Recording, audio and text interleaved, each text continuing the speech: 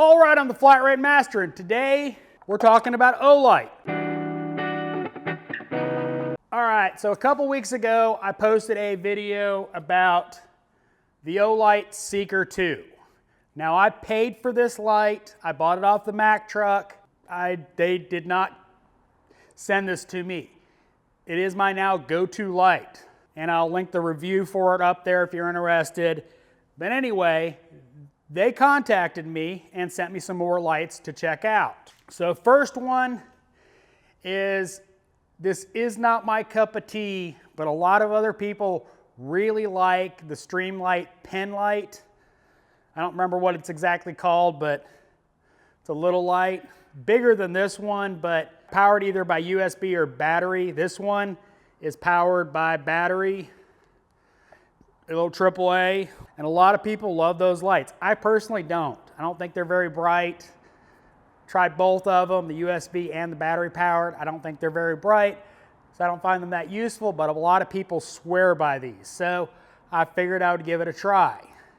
Now it's got a push button in the back and decently bright light out of it. And it lists it 21 minutes runtime at 180 lumens on high.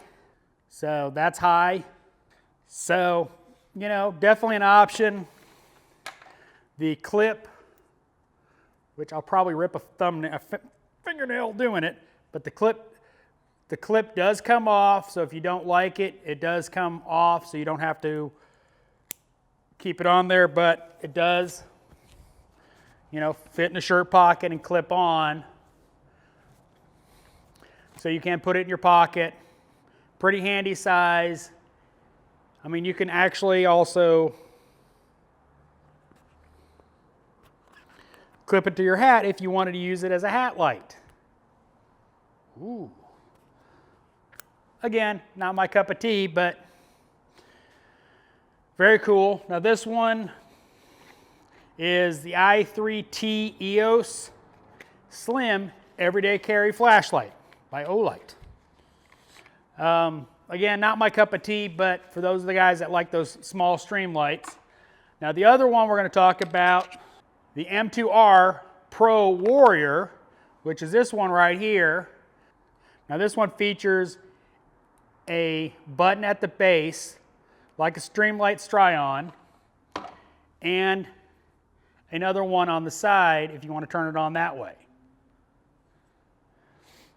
Now also, just like the other one, this is rechargeable and has, now this one does have the magnetic charging base, but no L bracket.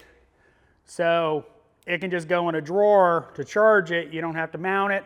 The other one can too, but I find it a little handier to have a bracket to stick it on, but this one does not. It will charge on the L bracket, same as the other one, but this one doesn't come with it.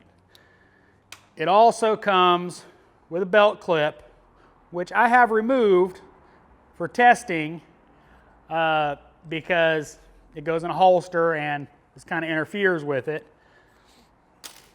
Now specs on this one, 1800 lumens on high, between 40 minutes and 40 hours of runtime, depending on what setting you put it on. It hasn't run out on me yet, so I can't say for sure when it'll run out, but definitely strong light. Now, unlike this one does get a little warm. A little difference between the two is this one does warm up a little bit more as far as in the hand. This one, not so much. A couple things to note on this, it does get a little warm when you're running it for a while at a higher setting, less so than the Seeker 2. Seeker 2 really doesn't get that warm except at the head. This one kind of warms up pretty good.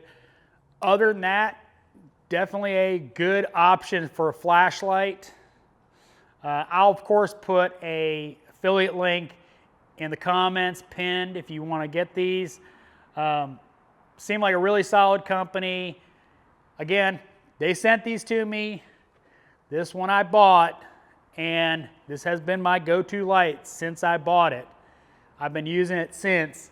My stream lights have been hanging on the walls in both my hutches, and I've been using this one. So between the two of these, I definitely prefer the Seeker 2, but I do kind of miss the heel mounted button, because you pull it out, you got to figure out where the button is to turn it on.